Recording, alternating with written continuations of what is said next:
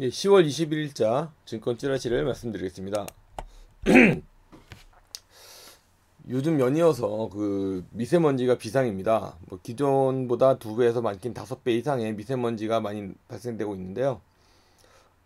뭐 오늘 같은 경우도 영남 지방에 초미세먼지주의보, 전남에는 미세먼지주의보가 발령이 됐습니다. 슈퍼 엘니뇨 현상으로 강수량이 60% 이하인 부분이 많이 작용하지 않았을까 생각합니다. 또한 충청남도가 제한급수 시작한 이후에 경기도 김포 쪽에서도 일부 제한급수 단수가 시작되었습니다. 이런 상황은 예전에 그 호흡기 질환이라든지 아니면 이제 전염병 같은 부분이 발생할 수 있는 그런 여건이 나타나고 있습니다. 뭐 조류독감이나 사스나 그런 그 질병이 유행할 때 메르스라든지 그런 질병이 유행할 때 발생한 그 호재를 갖고 있는 손세정제, 마스크 업체 이런 업체들한테는 호재로 작용할 것 같습니다. 대기업들이 부동산을 대거 정리하면서 캐시를 챙기는데 목적을 주로 추진을 하고 있습니다. 특히 삼성그룹 같은 경우에 뭐 삼성생명이 서울에 있는 것만 8개 그리고 지점까지 해가지고 10여 개의 건물을 전부 다 매각을 내놓고 있습니다. 삼성뿐만 아니라 다른 그 대기업들도 다 캐시를 확보하기 위해서 불용자산을 매각을 하는 것으로 나타나고 있습니다. 이런 내용들은 향후에 그 경기가 이렇게 좋아질 것이라는 낙관론보다는 좀 안 좋지 않겠냐라는 비관론이 있을 때 그런 현금 확보를 많이 하죠. 그래서 내년에는 올해보다 더 주가가 경기가 안 좋아지지 않을까 그렇게 한번 예상을 해봅니다. 예, 롯데 얘기를 안 할 수가 없네요. 롯데 소공동 호텔 34층 신격호 회장의 집무실을 차지하기 위해서 서로 법적으로 공방이 발생할 듯합니다. 먼저 신동주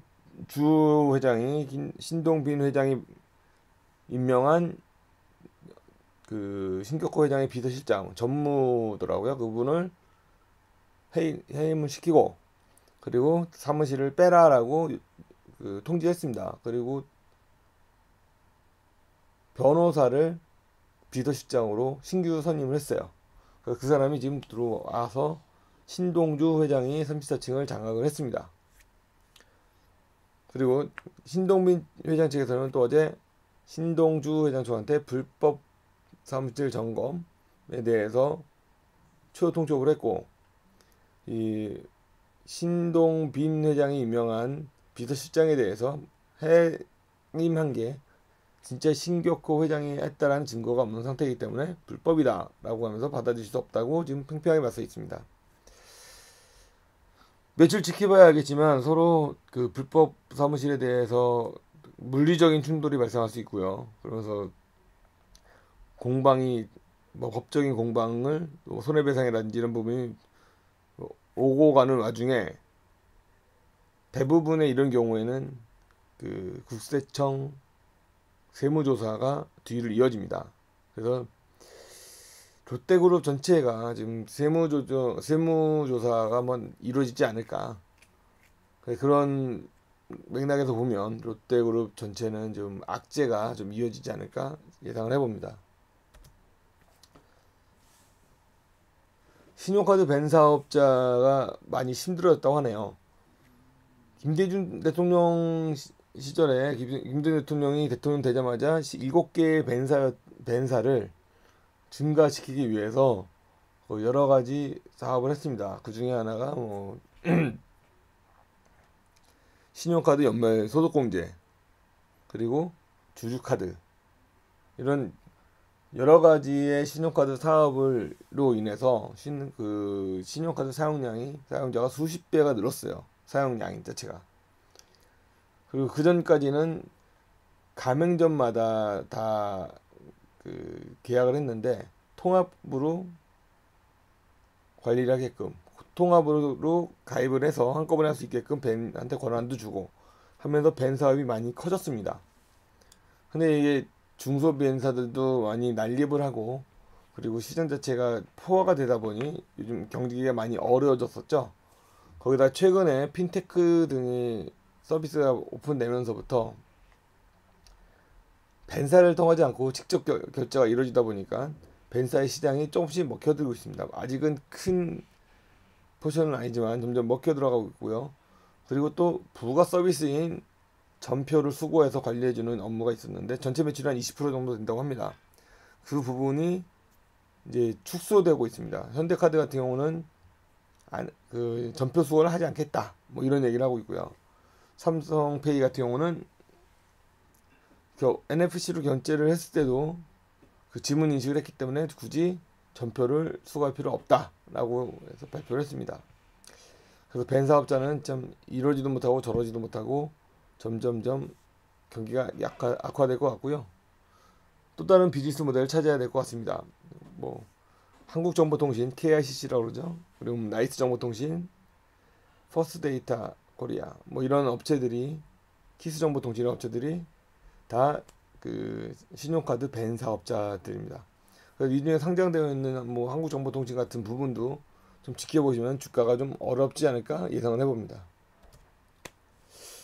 어제 재미있는 판결이 났는데요. 소셜 커머스에서 그 안전 인증을 받지 않은 제품을 팔았는데 검찰이 커머스 업체를 고발을 했는데 어제 무죄 선고가 났습니다. 무죄가 단순히 수수료만 받고 중개만 했기 때문에 무죄다라고 해서 발표가 났습니다. 물론 티켓몬스터는 뭐 짝퉁을 팔아서 13억어치 짝퉁을 팔아서 지금 또 제소 중에 있는데요. 같은 맥락에서 보면은 그 부분도 면죄부가 되지 않을까 예상합니다. 그런데 우리가 오픈마켓에서 보면 G마켓이던 11번 가던 물건을 판매했을 때 그 물건에 대한 책임을 소셜 커머스가 지게 되게끔 계속 판결이 나고 있었습니다. 근데 이번 판결이 어떻게 영향을 볼지 참 주목을 해봐야 될 것 같고요. 오픈마켓이 여지껏 책임지던 거를 이제 업체가 직접 책임지고 오픈마켓은 무죄라고 했기 때문에 오픈마켓한테는 굉장히 호재가 될 수 있습니다. 그동안 기회비용으로 많이 비용을 산출했었는데 그래서 오픈마켓한테는 단기적으로는 호재로 작용할 것 같습니다. 근데 중국의 알리바바가 작년에 짝퉁 사건으로 해서 엄청난 손실을 많이 보고 올해까지도 많이 힘들어하고 있습니다.